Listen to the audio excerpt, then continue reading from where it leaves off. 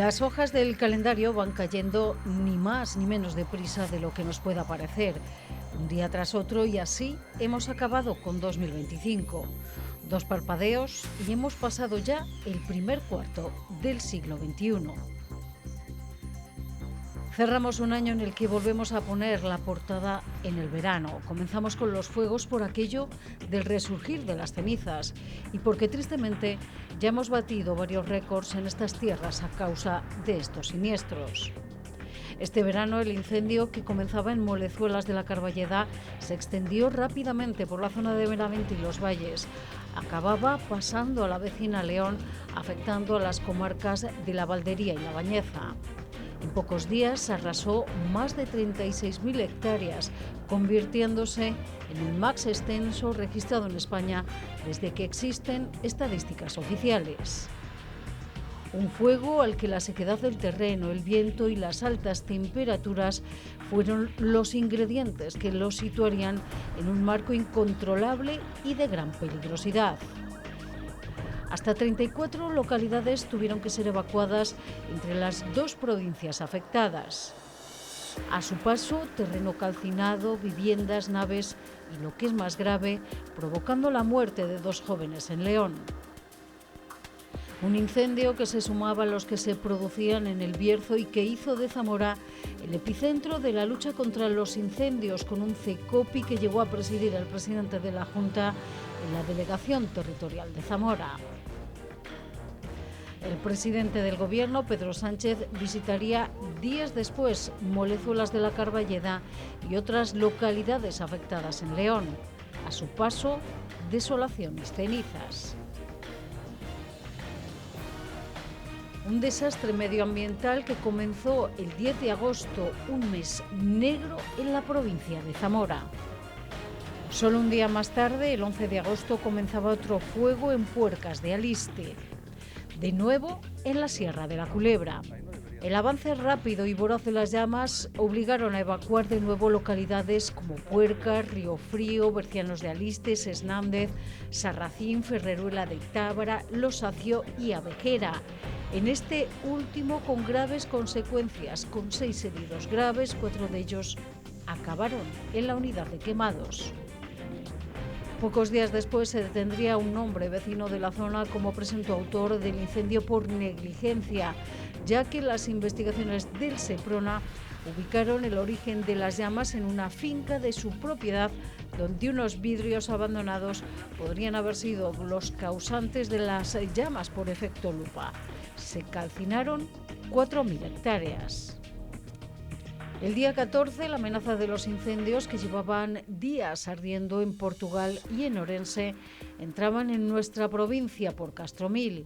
Un día más tarde comienza otra pesadilla, esta vez en Porto de Sanabria. Comienza aquí un incendio que arrasaría buena parte del entorno natural del lago de Sanabria, sobre todo la zona de alta montaña, aunque las llamas, pero sobre todo el humo, obligaría a desalojar hasta 15 localidades de la comarca en los 22 días que tardó en estar controlado. Un incendio que en plena campaña de verano dejó sin nada al pujante sector turístico de la comarca. También puso sobre las cuerdas a los ganaderos que tenían sus vacas en régimen extensivo y que veían cómo su sustento se esfumaba en horas. Junto a este incendio y otros como el de Maide, el 15 de agosto, las llamas cercaban buena parte del noroeste de la provincia. El 27 de agosto, sus majestades los reyes de España visitaron San Martín de Castañeda. Allí se reunieron con vecinos, representantes de los hosteleros y de los ganaderos afectados. Una muestra de apoyo que recibió el cariño de los sanabreses. 2 días después, el incendio baja a nivel 1 y el presidente de la Junta comparece en las Cortes de Castilla y León para explicar la gestión de los incendios que se estaban cebando, especialmente con Zamora y El Bierzo. Un desastre de tal magnitud que el Consejo de Gobierno declaró a las zonas afectadas por estos incendios zona gravemente afectada por una emergencia de protección civil. La Junta de Castilla y León articuló casi de forma inmediata las ayudas a los ganaderos, asegurando el sustento de los animales que se habían quedado sin nada. Lo mismo con los que habían perdido sus casas o naves, incluso los que habían sido desalojados temporalmente de sus hogares. También hubo línea de ayudas para autónomos y pymes.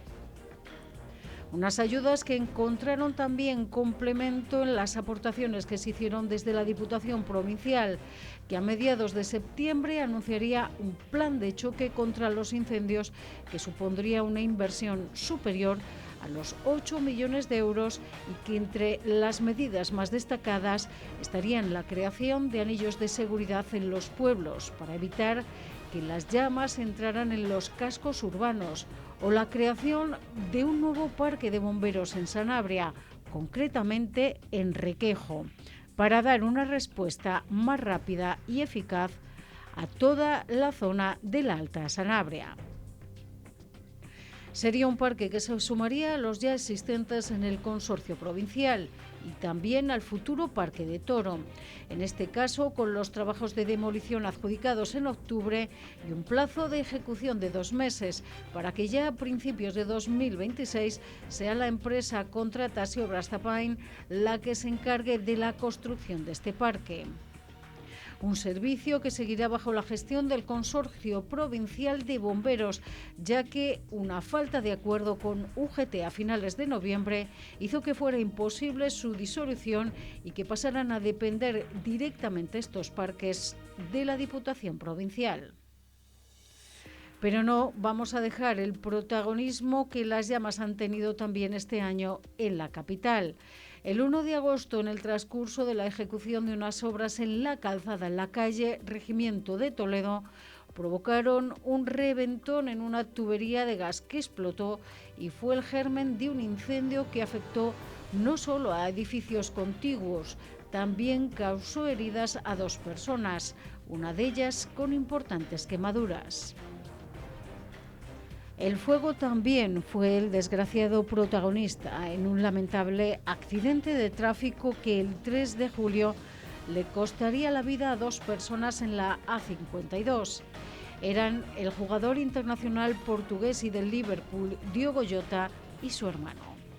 Son 2 de los fallecidos en las carreteras zamoranas, que este año han vuelto a incrementar el número de siniestros mortales en una estadística que, independientemente de las cifras, siempre es una tragedia para decenas de familias.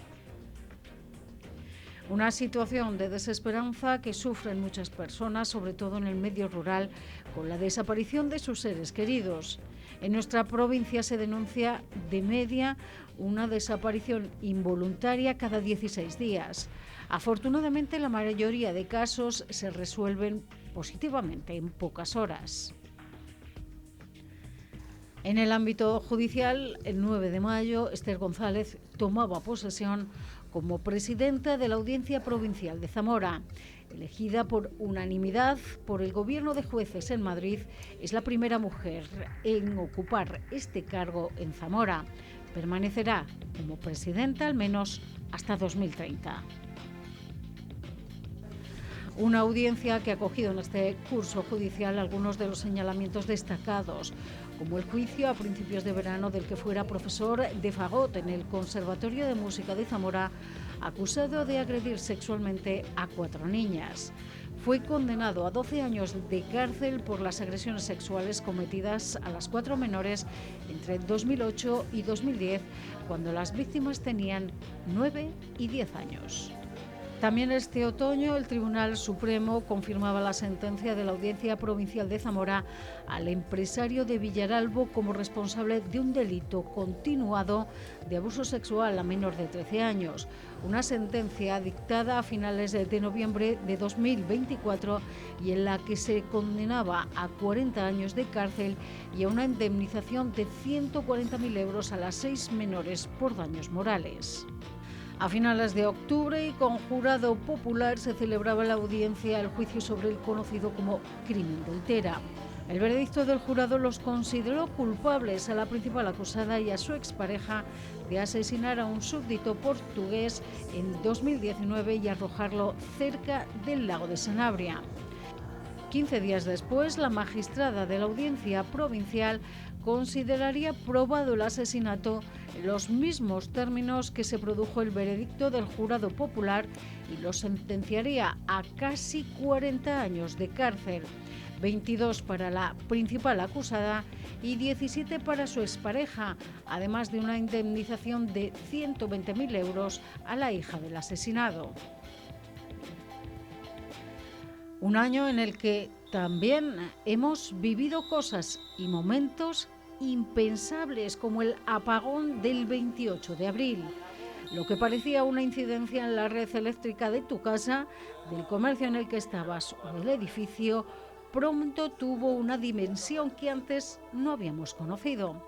Afectaba a todo el país y de repente aprendimos cuánta dependencia tenemos de la electricidad y del móvil, ya que durante muchas horas la cobertura telefónica tampoco funcionaba. Fueron horas de caos, de incertidumbre y de ingenio. Poco a poco vimos cómo con el paso de las horas regresábamos a la normalidad, aunque en algunos puntos antes que en otros. Al día siguiente, por ejemplo, en algunas localidades de la comarca de Sanabria seguían sin cobertura y hasta la tarde no tuvieron electricidad. Las chimeneas y estufas hicieron allí una gran función. Una tormenta el 4 de mayo dejaba numerosos desperfectos y avisos en la capital. Cayeron casi 40 litros por metro cuadrado en una hora que dejaron colapsada la ciudad con numerosos destrozos, garajes inundados. Pero afortunadamente, salvo los daños materiales, no hubo que lamentar ningún incidente importante con ningún ciudadano. Afortunadamente, tampoco hubo que lamentar daños personales en la madrugada del 30 de marzo en el barrio de Rabiche de la capital, cuando un muro de contención se derrumbaba y caía sobre 10 viviendas que tuvieron que ser desalojadas.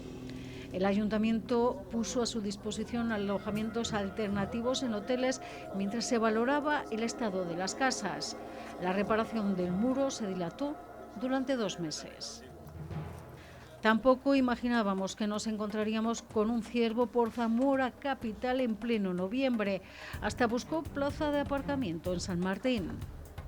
Los veterinarios lo curaron y lo durmieron para trasladarlo después a un entorno natural. Ciervos que cada vez abundan más en Sanabria, todo lo contrario que los trenes. La decisión de Renfe de suprimir algunas paradas y frecuencias del AVE afectó gravemente a nuestra provincia, concretamente a la comarca de Sanabria. El 14 de mayo, Renfe anunciaba la supresión de frecuencias y algunos horarios que tenían parada en la estación de Otero de Sanabria, con el grave perjuicio para los vecinos, trabajadores y estudiantes que a diario viajaban entre Sanabria y la capital zamorana. Enseguida la sociedad, los partidos políticos, la mesa de ferrocarril y sobre todo las asociaciones de usuarios manifestaron su descontento con la decisión.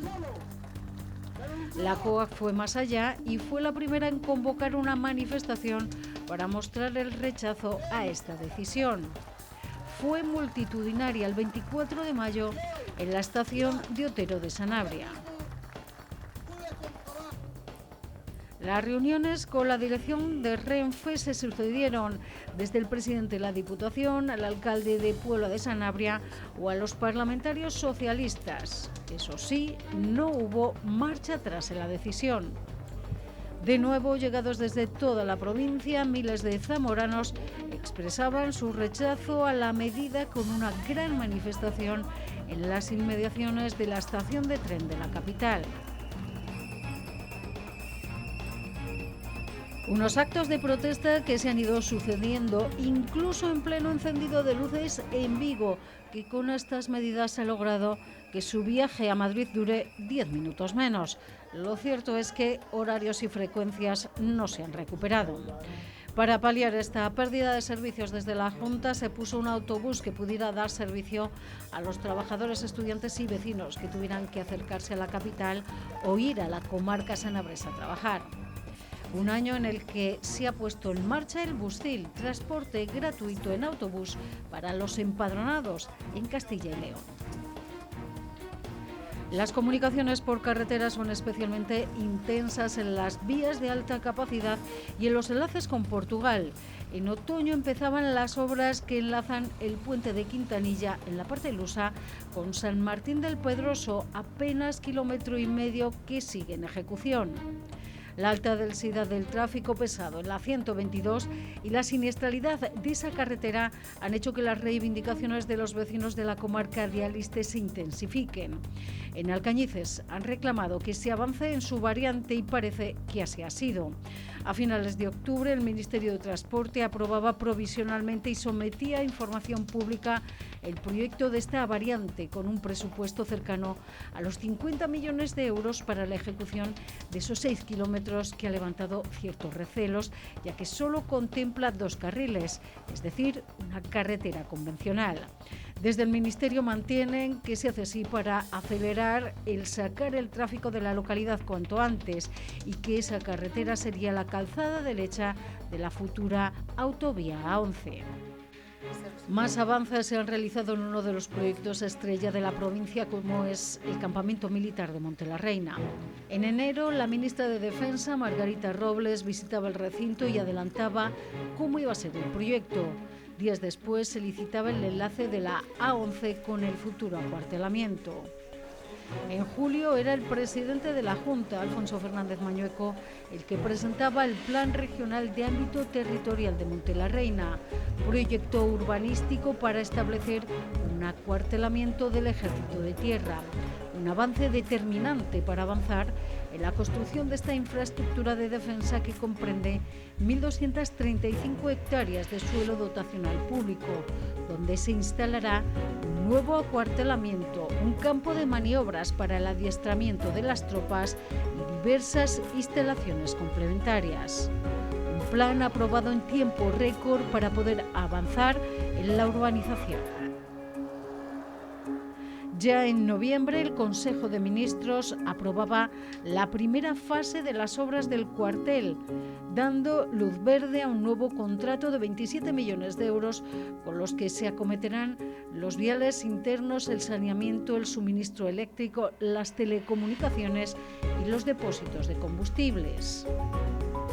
Un proyecto que avanza y que supondrá la llegada en 2027 de unos 1.400 militares a la provincia, que generarán e impulsarán economía y demografía de una provincia especialmente castigada como Zamora.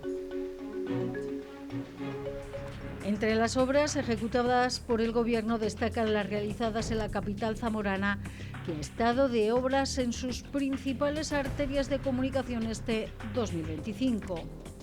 Hablamos de las travesías. En noviembre, el Ministerio de Transportes comunicaba la finalización de las obras de adecuación a peatones y bicicletas en la avenida Requejo de la capital, con una inversión de 7,8 millones de euros. Las obras han consistido en la construcción de un ciclocarril, la ampliación de los espacios para los peatones, así como el rediseño de la calzada. También se han creado 2 nuevas rotondas y nuevos pasos semafóricos para peatones. Con el proyecto terminado, la titularidad de la vía, así como su mantenimiento y conservación, pasan a ser del Ayuntamiento de Zamora. Lo mismo ocurre con la avenida Cardenal Cisneros y la avenida de Galicia, otras 2 travesías con retoques, eso sí, hasta los últimos días del año, que ahora pasan a titularidad municipal. También ha sido este 2025 el año en el que por fin se han ejecutado obras de rehabilitación en la muralla de la capital. La intervención, que comenzaba en marzo, está enmarcada en el Plan Director de las Murallas y se ha centrado en esta primera fase en 5 tramos: en la Avenida de la Feria, la zona del Arco de Doña Urraca, San Bernabé, el Parque del Castillo, así como la Puerta de San Pablo y la Ronda del Degolladero. Una primera fase que cuenta con un presupuesto de 1.600.000 euros. A mediados de septiembre, el ministro de Cultura, Ernest Urtasun, visitaba las obras y anunciaba el acuerdo con el Ayuntamiento de la capital para intervenir también en el último tramo de la Avenida de la Feria, a lo que destinaría $500.000 euros. Pero el Ayuntamiento capitalino debería hacerse cargo de la redacción del proyecto de ejecución de obras. Y es que la capital ha estado inmersa en obras todo el año, algunas con más avances que otras. Siguen a menor ritmo del esperado obras como el Conservatorio de Música y el Centro Cívico, pero se ha avanzado más en otras como el futuro Parque de Bomberos de la capital y el Banco de España, que después de muchos años de espera parece que ahora sí podrá lograr albergar al Archivo Municipal y a la Policía Local en sus instalaciones a comienzos de 2026. Una policía local que dejará el antiguo ayuntamiento libre para albergar allí el Museo de Baltasar Lobo, una opción que siguen rechazando desde la oposición y desde colectivos como los amigos de Baltasar Lobo, que siguen solicitando un proyecto de altura para la obra del escultor en el castillo, que fuera además un centro de arte contemporáneo de referencia. De momento, la postura del Ayuntamiento de Zamora es inamovible. El Museo de Semana Santa ha avanzado este año dentro de lo previsto y de cara a 2026 parece que el nivel de inversiones previsto, que alcanzaría los 5 millones de euros, hace presuponer que la obra ya es imparable. Eso sí, quién financiará el equipamiento es un asunto que aún está en el aire. El mercado de abastos ha visto ralentizados entre 2 y 3 meses sus trabajos por la aparición de restos arqueológicos y la nueva instalación de la línea de alta tensión. A finales de este 2025 el grado de ejecución de la obra supera el 60%, aunque para agilizar su puesta en marcha, una vez concluyan las obras en paralelo a esta intervención, los servicios municipales trabajan ya en los nuevos pliegos para sacar las futuras concesiones, lo que incluye el canon que se va a tener que abonar para ocupar uno de los 35 puestos que tendrá el mercado. Una obra que supondrá una inversión de unos 6 millones de euros, 1,6 aportados por la Junta de Castilla y León, el resto con fondos propios del Ayuntamiento. Terminado en marzo estaba ya el puente de piedra de la ciudad tras varios retrasos en el fin de obra. Un puente que acometió una intervención integral que hizo las delicias de los zamoranos, que retomaron por allí sus rutas y paseos. Sin embargo, poco después, los técnicos municipales descubrían que la altura del Petril no cumplía con la normativa de seguridad. Faltaban 6 centímetros. Desde el Ayuntamiento trasladaron varias opciones a la Comisión de Patrimonio que fueron rechazadas por unanimidad, un problema de ida y vuelta que quedó zanjado por el alcalde Francisco Guarido a finales de octubre. El puente se quedará como está. El director de la obra garantizaba su uso normal y seguridad para los usuarios y se hacía responsable de la seguridad vial del puente. También se inauguró en la capital el Museo Pedagógico en marzo, ubicado en el antiguo laboratorio en los Jardines del Castillo. Propone un viaje a través del tiempo con la recreación de las aulas de la escuela pública durante el siglo XX. En este entorno se han comenzado las obras en la trasera de la capital para poder visitar todo el perímetro de la Catedral Zamorana. También, tras varios meses de espera para adecuarse a las pautas marcadas por patrimonio, se ha dado el visto bueno al proyecto de elevador en la SEO Zamorana, que nos permitirá también visitar las cubiertas. Uno de los edificios más destacados del casco antiguo, el Palacio de la Antigua Diputación, será remodelado para albergar una oficina de turismo conjunta entre Diputación y Ayuntamiento capitalino. Con una inversión superior al $500.000 de euros, la intervención contempla la creación de 3 despachos, un vestíbulo y la instalación de un elevador accesible que comunicará la calle Alfonso XII con la planta baja y la primera planta. Para ello se abrirá hasta rasante el hueco de una de las ventanas que dan a esta vía, donde se ubicará un elevador de doble embarque, junto con una escalera que conectará directamente con el vestíbulo principal. Pero las obras en la capital también han afectado a otros edificios emblemáticos, como el Colegio Universitario, que ha sufrido una remodelación integral, la más importante en los últimos 40 años, y ya está prevista una segunda fase para el ejercicio próximo que deje acondicionado por completo al edificio. También se ha actuado en el aparcamiento de Ifeza, institución ferial en la que se acometerá una reforma integral de modernización que incluirá mejoras en climatización, electricidad, cubiertas, impermeabilización, iluminación y medidas de eficiencia energética. La inversión, $1,5 millones de euros. Obras inminentes y otras que se han anunciado para el año que viene. Por ejemplo, se inauguraba la remodelada estación de autobuses de Benavente y se anunciaba una nueva estación de autobuses para Zamora Capital. Eso sí, tras pasar gestión y propiedad del consistorio a la Junta a comienzos de diciembre. Fue entonces cuando la Administración regional anunciaba una inversión de 7 millones de euros para construir en la capital esa nueva estación de autobuses. El Ejecutivo Autonómico ya ha licitado la redacción del proyecto y se espera su licitación en 2026. No fue el único anuncio de calado del Ejecutivo Autonómico en el último mes del año. El día 4, Mañueco anunciaba la ampliación del polígono industrial de Monfarracinos, que será así de casi 140 hectáreas tras proyectar una ampliación de 38, lo que elevará el coste hasta los 18 millones de euros. Un proyecto en construcción del que han asegurado ya tienen el 80% del suelo comprometido. También en obras está otro de los polígonos más demandados de la provincia, el Puerta del Noroeste de Benavente. El ritmo de la obra actual ha permitido llegar al 10% de la obra ejecutada a fin de año.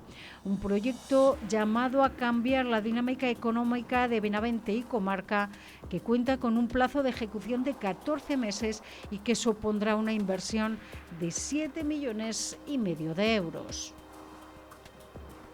La que ya está acabada a finales de 2025, pendiente de equipamiento y de cuestiones como la instalación de equipos informáticos, será la nueva residencia promovida por la Junta y que va a suponer, tras 2 modificados, una inversión superior a los 20 millones de euros.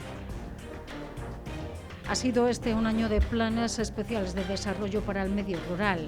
En enero se presentaba el Plan Territorial de Fomento de Tierra de Campos, una iniciativa de la Junta de Castilla y León que busca impulsar la industrialización y el emprendimiento en 206 municipios de Zamora, León, Valladolid y Palencia.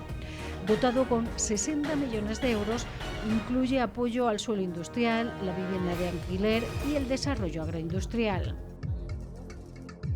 Meses después, en mayo, Fermoselle acogía la presentación de otro plan especial de desarrollo promovido por la Administración regional, el Plan de la Raya. Una estrategia con más de 90 millones de euros que buscará revitalizar la zona fronteriza de las provincias de Zamora y Salamanca. Entre los objetivos principales, impulsar el desarrollo económico y el emprendimiento, el turismo, mejorar las infraestructuras, la fijación de población con el apoyo a la vivienda, además de reforzar la cooperación necesaria con Portugal. Medidas para intentar paliar la sangría demográfica que desde hace años padece nuestra provincia, con una caída constante y significativa que la ha situado a la cabeza en pérdida de habitantes en España. Ha perdido más de 2.500 desde 2021.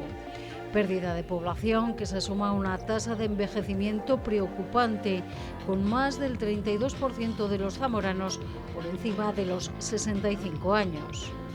Según los datos del censo de 2025, nuestra provincia ha perdido este año 689 habitantes, una caída que parece no tener fin y que la sitúa ya como la única de Castilla y León que sigue perdiendo habitantes. Encontramos en toda esa estadística algunas poblaciones que suben. Lo hacen principalmente por la llegada de migrantes.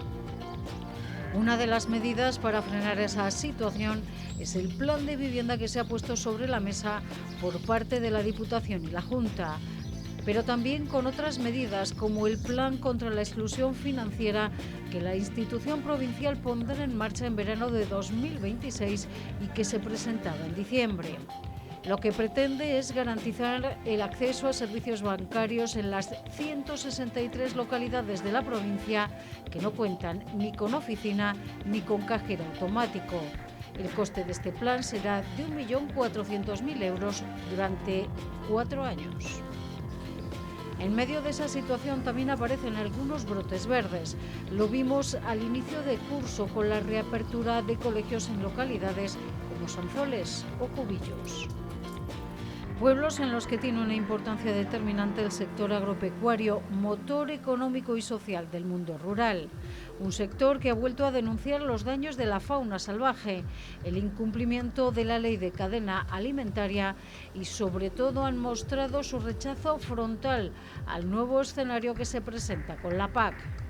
Piden un cambio total de la propuesta que hay sobre la mesa, en la que se priorice y se proteja al sector primario de la Unión Europea, se rebaje la burocracia y, sobre todo, se dote de un presupuesto suficiente y no con recortes de hasta el 20% como se ha presentado.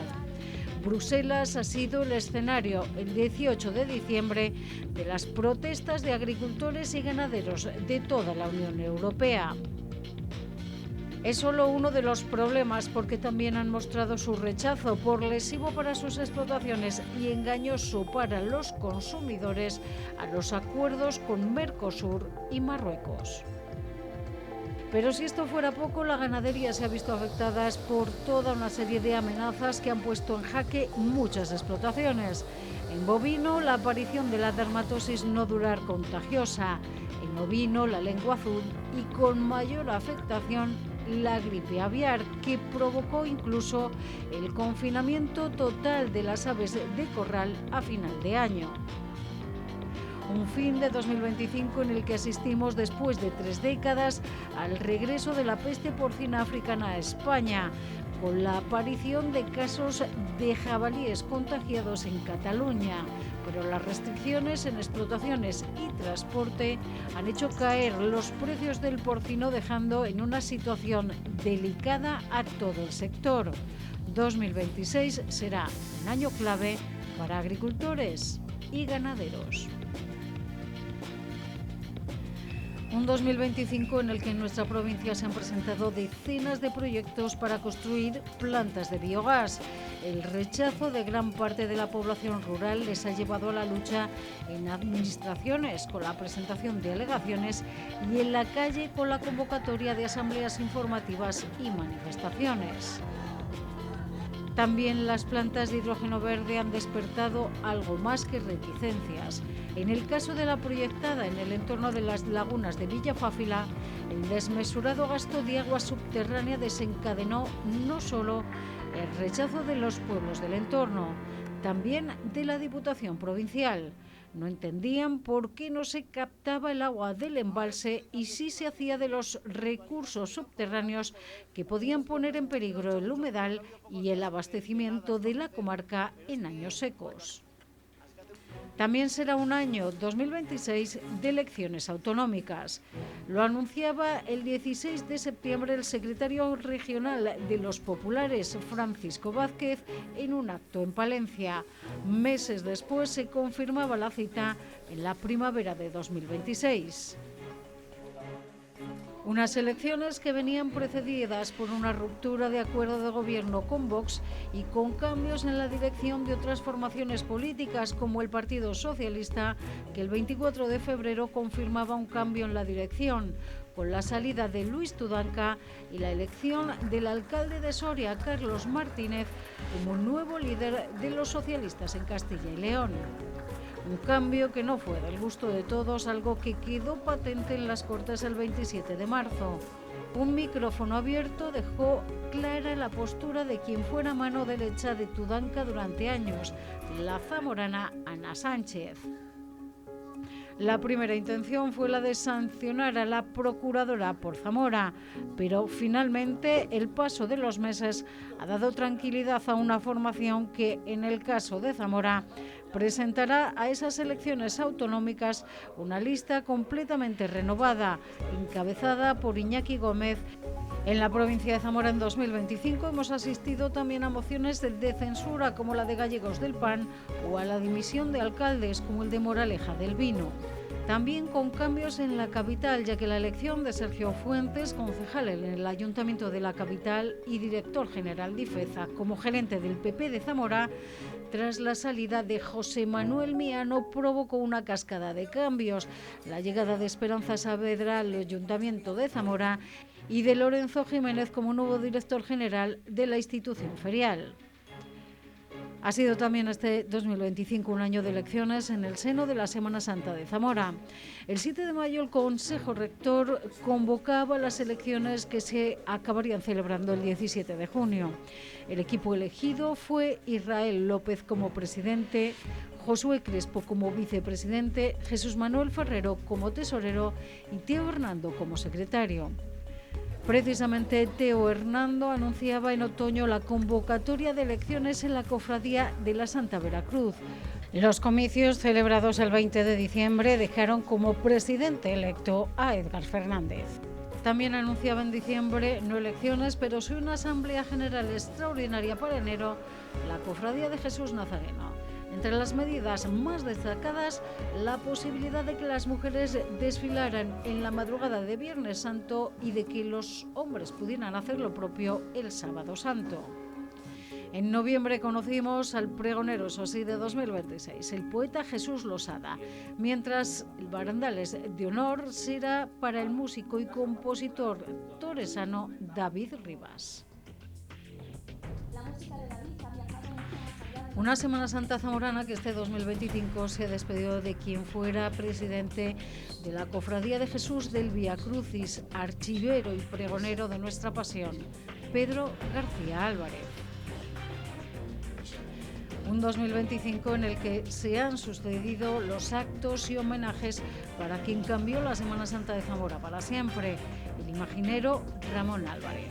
Conferencias, reconocimientos como el descubrimiento de una estatua de bronce a tamaño natural en su Coreses natal, un pueblo que se ha volcado con su hijo más ilustre, organizando también una exposición que arrancaba en verano. En Zamora, la exposición homenaje fue en la Iglesia de la Encarnación, que acogía una muestra con buena parte de sus obras más emblemáticas. Pero en clave cultural, si hay un acontecimiento que ha marcado este 2025 es Esperanza, la nueva edición de las Edades del Hombre. Se inauguraba en fechas novedosas que llevarán la muestra desde el 16 de octubre, que se inauguró, al Domingo de Resurrección de 2026. Una inauguración a la que no asistió la Casa Real por problemas de agenda. Sí lo haría la reina Sofía apenas una semana después. Una edición que arranca en San Cipriano como preámbulo de una visita donde la catedral es la sede central. Obras de artistas zamoranos como Antonio Pedrero, Baltasar Lobo, Tomás Crespo, L. Pozas o Satur Bizán están a la entrada de la muestra.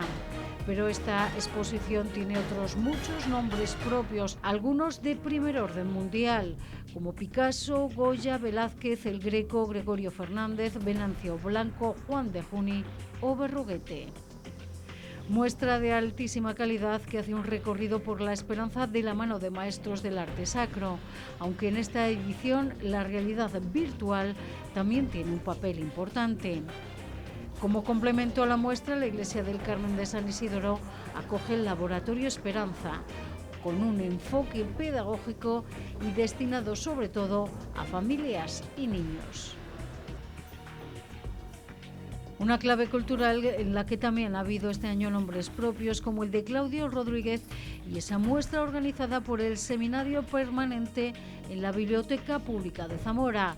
Claudio Rodríguez, de donde la ebriedad a conjuros. Otra muestra en la sala de exposiciones de fundos en La Marina trajo a Zamora a la diseñadora Agata Ruiz de la Prada y algunos de sus diseños más icónicos.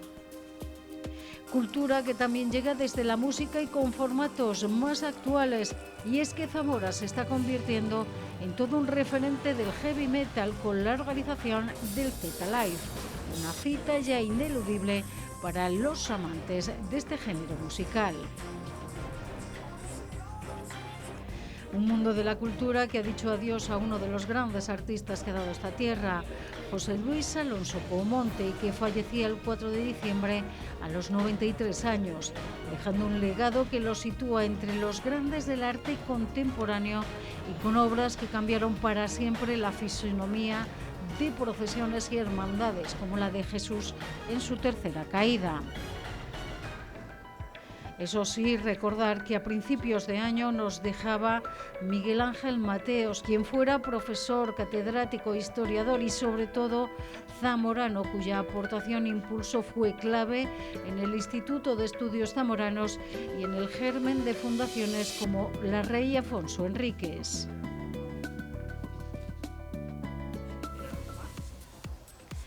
En deportes ha sido un año sin sobresaltos, también sin grandes alegrías. El Zamora se quedaba fuera del playoff y al final de temporada decía adiós quien durante años había sido su capitán, Dani Hernández. Juan Sabas cerraba una buena temporada y comenzaba otra ya con objetivos más ambiciosos, pero los resultados en ese arranque liguero fueron un desastre y fue destituido a principios de noviembre. Su sustituto, Óscar Cano. Si hablamos de nombres propios en el baloncesto, está el de Saulo Hernández, que firmó una destacadísima primera temporada en su debut en Primera Federación, y eso le valió la renovación para este curso deportivo, en el que sigue luchando por mantener sin apuros la categoría. En el Zamora también hubo cambio de banquillo. La temporada finalizó jugando otro playoff de ascenso, pero quedándose a las puertas de la máxima categoría del baloncesto femenino. 3 temporadas, 3 playoffs y siempre con Ricardo Vasconcelos a los mandos, que en junio se despedía del Club Naranja. Su sucesor, un hombre ligado desde hace temporadas al club, Raúl Pérez Rola. El balonmano Zamora también se quedó a las puertas del ascenso, una meta por la que seguirá luchando esta temporada Félix Mojón, que sigue al frente del primer equipo. Y en fútbol sala la novedad es la unión de dos históricos. A principios de junio se hacía oficial el nacimiento del River Sala Zamora, fruto de la fusión de dos clubes como el River Zamora y el Inter Sala Zamora. Un nuevo proyecto que integraba desde el primer equipo de Segunda B a todas las categorías inferiores, tanto masculinas como femeninas, de ambos clubes. Cerramos un 2025 en el que hemos pasado por situaciones difíciles, incluso impensables. Esperemos que 2026 marque para siempre un punto de inflexión en una provincia que tiene mucho futuro por delante.